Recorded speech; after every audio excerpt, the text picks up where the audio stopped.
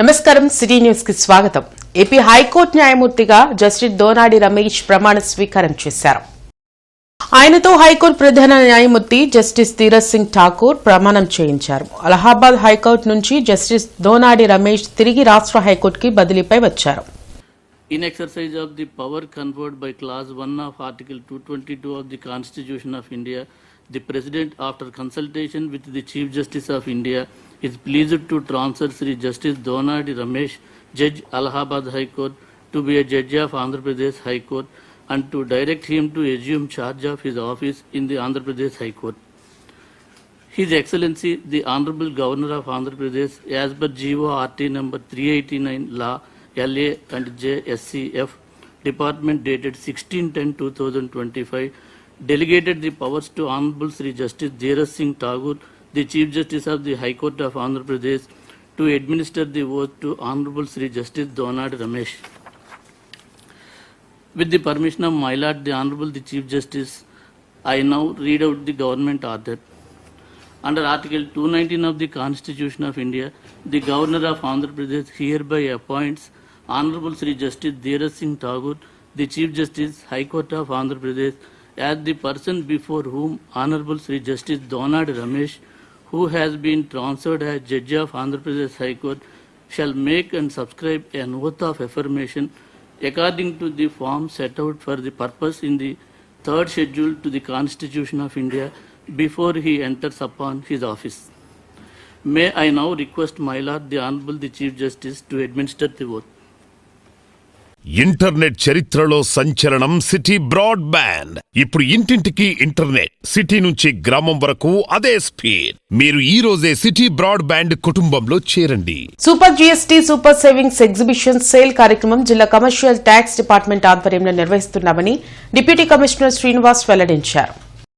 రాష్ట్ర ప్రభుత్వం ఆదేశాల మేరకు సూపర్ జీఎస్టీ సూపర్ సేవింగ్స్ పై ప్రజలకు అవగాహన కలిగించేందుకు ఎగ్జిబిషన్ పండుగను ఏసీ కళాశాలలో ఈ నెల 19 వరకు నిర్వహిస్తున్నామని తెలిపారు. దాదాపు 81 స్టాల్స్ ఏర్పాటు చేశామని, నగర ప్రజలంతా వచ్చి తగ్గిన జీఎస్టీపై అవగాహన పెంచుకుని తమకు అవసరమైన వస్తువులు కొనుగోలు చేయాలని కోరారు. ఈ కార్యక్రమంలో అసిస్టెంట్ కమిషనర్స్ మల్లికార్జున, వెంకటేశ్వర్లు, కేదారేశ్వరరావు, పవన్ కుమార్ తదితరులు పాల్గొన్నారు. గుంటూరు జిల్లాలో ఏ రకాలైన ప్రోడక్ట్స్ ఉన్నాయో, అంటే ట్యాక్స్ తగ్గినవే కాకుండా మిగతా ప్రోడక్ట్స్ని కూడా ఇక్కడ ప్రదర్శించడం జరుగుతుంది. నిన్న ప్రారంభించిన తర్వాత చాలామంది మన నగర ప్రజలు ఇక్కడ దీన్ని విజిట్ చేసేసి వాళ్ళకి కావాల్సినటువంటి కొనుక్కోవడం జరిగింది. అంటే అవగాహన కలిగించుకోవడంతో పాటు వాళ్ళకి కావాల్సిన వస్తువులు కూడా కొనుగోలు చేయడం జరిగింది. అలానే ఈ ఎగ్జిబిషను ఈరోజు, రేపు, ఎల్లుండి కూడా ఉంటుంది. అందుకే మరొకసారి మన ప్రజలందరికీ మేము తెలియజేసేది ఏంటంటే, ఈ అవకాశాన్ని సద్వినియోగం చేసుకోండి, అవగాహన కల్పించుకోండి. అలానే ఏదైతే జీఎస్టీ బెనిఫిట్స్ ఉన్నాయో అవి మీకు తెలుసుకోవడమే కాదు, మీ తోటి వాళ్ళకు కూడా చెప్పి మీతోటి వాళ్ళకు కూడా చెప్పి ఈ అవకాశాన్ని ఉపయోగించుకోవాల్సిందిగా కోరుతున్నాము. ప్రభుత్వ భవనాల్లో నడుస్తున్న సంక్షేమ వసతి గృహాల ముఖచిత్రాలను మార్చాలని జిల్లా కలెక్టర్ తమీం అన్సారియా అన్నారు. వివిధ ఇంజనీరింగ్ సంక్షేమ శాఖలతో కలెక్టర్ కార్యాలయంలో జిల్లా కలెక్టర్ సమీక్షించారు. వసతి గృహాల భవనాలు సుందరంగా, ఆహ్లాదకరంగా మారాలని, తద్వారా అందులో ఉంటున్న విద్యార్థుల మానసిక స్థితిలో మార్పు వస్తుందని అభిప్రాయం వ్యక్తం చేశారు. పరిసరాల ప్రభావం వారి ఆలోచనలు ఉన్నతంగా మార్చడానికి దోహదం చేస్తాయని అన్నారు. ప్రభుత్వ భవనాల్లో ఉన్న 20 సాంఘిక సంక్షేమ వసతి గృహాలు, 8 బీసీ సంక్షేమ వసతి గృహాలు, 3 గిరిజన సంక్షేమ వసతి గృహాలతో సహా అంగన్వాడీ కేంద్రాల్లో అవసరమైన మౌలిక సదుపాయాలు గుర్తించాలని ఈడబ్ల్యూఐడీసీ గిరిజన సంక్షేమ శాఖ ఇంజనీరింగ్ అధికారులను ఆదేశించారు. విద్యార్థులకు పరిశుభ్రమైన పరిసరాలు, రక్షిత తాగునీరు, ఆహ్లాదకర వాతావరణం అందాలని వివరించారు. ప్రజా ఆరోగ్య శాఖ పర్యవేక్షక ఇంజనీర్ డి శ్రీనివాసులు మాట్లాడుతూ, అమృత్ పథకం కింద 7 ప్రాజెక్టులకు 331 కోట్లు మంజూరు అయ్యాయన్నారు. తక్కెలపాడు నుండి బుడంపాడు వరకు పైప్ లైన్లు వేసి ఏటుకూరు గ్రామం వద్ద 5 లేఅవుట్లకు నీరు ఇవ్వడానికి పనులు చేపడుతున్నామని వివరించారు. గోరంట్ల వద్ద రిజర్వాయర్ పూర్తి చేయడం ద్వారా చుట్టుపక్కల గ్రామాలకు కూడా నీరు అందించే అవకాశాలు ఉన్నాయని తెలిపారు. కార్యక్రమంలో నగరపాలక సంస్థ పర్యవేక్షక ఇంజనీర్ సుందర్ రామిరెడ్డి, జిల్లా సాంఘిక సంక్షేమ అధికారి చెన్నయ్య, మహిళా శిశు సంక్షేమ శాఖ అధికారి ప్రసూన్న, ఎంఎస్ఐడిసి తదితర శాఖల అధికారులు హాజరై తమ శాఖల పరిధిలో చేపడుతున్న పనులు వివరించారు.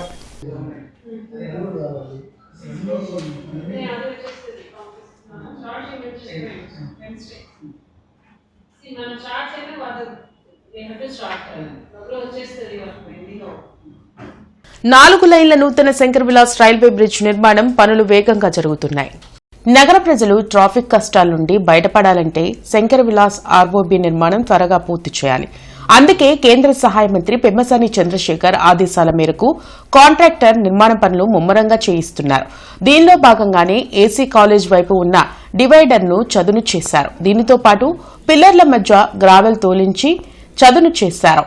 ఏది ఏమైనా గడువు లోపల శంకర్ విలాస్ బ్రిడ్జ్ నిర్మాణం పూర్తయితే నగర ప్రజలు ట్రాఫిక్ కష్టాల నుండి బయటపడే అవకాశం ఉంది.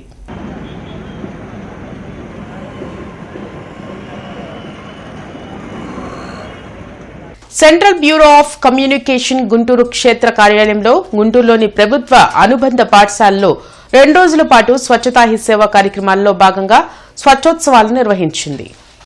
స్వచ్ఛతా హీ సేవ 2025 మరియు స్వచ్ఛ ఆంధ్రప్రదేశ్ కార్యక్రమాల్లో భాగంగా సిబిసి గుంటూరు కార్యాలయంలో నిర్వహించిన ఈ కార్యక్రమాల్లో గుంటూరులోని స్టాల్ గర్ల్స్ స్కూల్ మరియు లూద్ హై స్కూళ్లకు చెందిన వందలాది మంది విద్యార్థులు పాల్గొన్నారు.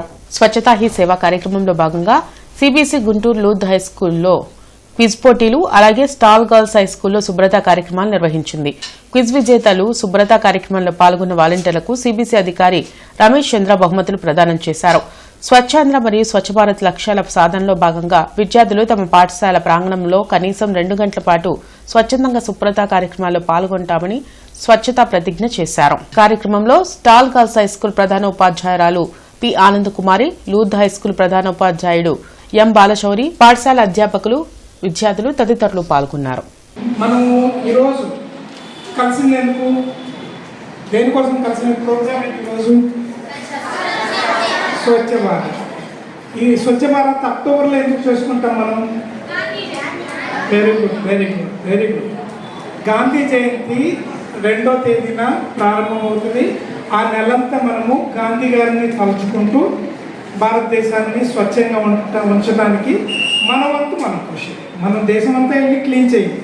బట్ మనం ఇక్కడ కూర్చున్నాము, ఈ బండ వరకు మనం క్లీనింగ్ పెట్టుకున్నామంటే సో దేశం అంతా క్లీన్గా ఉంటున్నట్లు లెక్క. ఓకే, అలాగే ఇక్కడ పరిశుభ్రత పాటిద్దాం. గుంటూరు పట్టణం మొత్తం వినపడేటట్లుగా నేను చెప్పిన తర్వాత మీరు చెప్పండి. పరిశుభ్రతను పాటిద్దాం. Again. పరిశుభ్రతను పాటిద్దాం. Again. Next. రాష్ట్రంలో పేద ప్రజలకు ఉచితంగా వైద్యం అందిస్తున్న ఆరోగ్యశ్రీని రద్దు చేయడం అత్యంత హేయమైన చర్య అని వైఎస్సార్సీపీ రాష్ట్ర అధికార ప్రతినిధి శ్యామల మండిపడ్డారు. మంగళదాస్ నగర్ లో జరిగిన వైఎస్సార్సీపీ కోటి సంతకాల సేకరణ కార్యక్రమంలో అధికార ప్రతినిధి శ్యామల పాల్గొన్నారు. ఈ సందర్భంగా ఆమె మాట్లాడారు. రాష్ట్రంలో ఆరోగ్యశ్రీ ద్వారా ఉచిత వైద్యం పొందడం పేదవారి హక్కు అని స్పష్టం చేశారు. డబ్బు ఉన్నవారికే వైద్యమా, పేదలకు వైద్యం అవసరం లేదా అని శ్యామల ప్రశ్నించారు. ఆరోగ్యశ్రీ పునరుద్దరించే వరకు వైఎస్సార్ కాంగ్రెస్ పార్టీ ఊరుకోదని హెచ్చరించారు.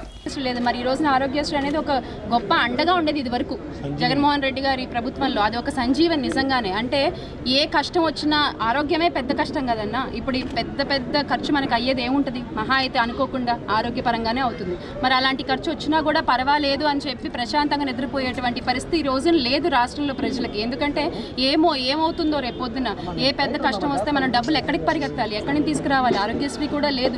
లక్షలు పోసి మనం వైద్యం చేయించుకోగలమా? మనిషిని పోగొట్టుకోవాలా అనేటువంటి ఒక సందిగ్ధ పరిస్థితుల్లో ఈ రోజున రాష్ట్ర ప్రజలు పేద మధ్యతరగతి దిగువ మధ్యతరగతి ప్రజలు ఉన్నటువంటి పరిస్థితి. అంటే డబ్బు ఉంటే బతికేయచ్చు, డబ్బు లేకపోతే చచ్చిపోవాలా? అదే ఈ రోజున కూటమి ప్రభుత్వం ప్రజలందరికీ చెప్తున్నటువంటి తీరు. ఇంటర్నెట్ చరిత్రలో సంచలనం సిటీ బ్రాడ్బ్యాండ్. ఇప్పుడు ఇంటింటికి ఇంటర్నెట్, సిటీ నుంచి గ్రామం వరకు అదే స్పీడ్. మీరు ఈ రోజే సిటీ బ్రాడ్బ్యాండ్ కుటుంబంలో చేరండి. గాంధీనగర్ 6వ లైన్లో నిర్మాణంలో ఉన్న శివాలయం ప్రహరీ గోడను నగరపాలక సంస్థ అధికారులు కూల్చివేశారంటూ దేవాలయ కమిటీ సభ్యులు ఆందోళన వ్యక్తం చేశారు. నందివెలుగు బ్రిడ్జి నిర్మాణంలో తిరుపతమ్మ తల్లి దేవాలయం కోల్పోయామని కమిటీ సభ్యులు నాగమల్లేశ్వరరావు వెల్లడించారు. అందువలన దేవాలయం నిర్మించుకునేందుకు కార్పొరేషన్ అధికారులు గాంధీనగర్లో స్థలం కేటాయించారని తెలిపారు. గాంధీనగర్ ప్రజల చందాలతో శివాలయం నిర్మాణం చేపట్టామని చెప్పారు. అయితే కార్పొరేషన్ అధికారులు ఎవరూ లేని సమయంలో వచ్చి ప్రహరీగోడ కూల్చడం దారుణమన్నారు.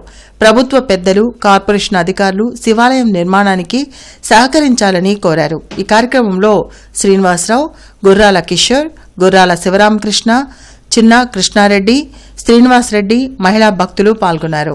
30 సంవత్సరాల నుంచి ఇక్కడే ఉంటున్నాం. మా గుడి లేదు, అన్ని మసీదులు చర్చీలు.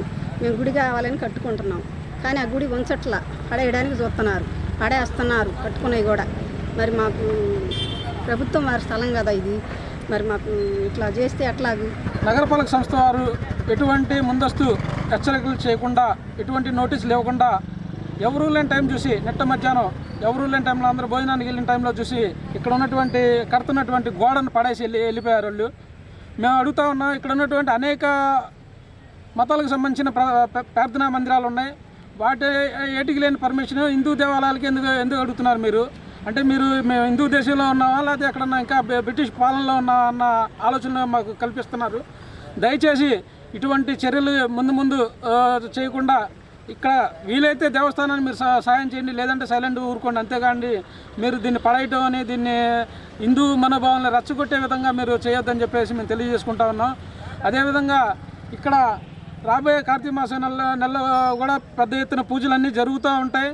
వీటన్నిటికి కూడా మీరు మాకు పర్మిషన్లు కావాలి, వాటన్నిటికి కూడా మీరు బందోబస్తు ఏర్పాటు చేయాలని చెప్పి అట్లాగే ఈ మన ఎమ్మెల్యే గారికి కూడా మేము తెలియజేస్తా ఉన్నాం. ఇది ఇప్పటివరకున్న వార్తా వివరాలు. మరికొన్ని వార్తా విశేషాలతో మళ్ళీ కలుద్దాం. అంతవరకు సెలవు. నమస్కారం.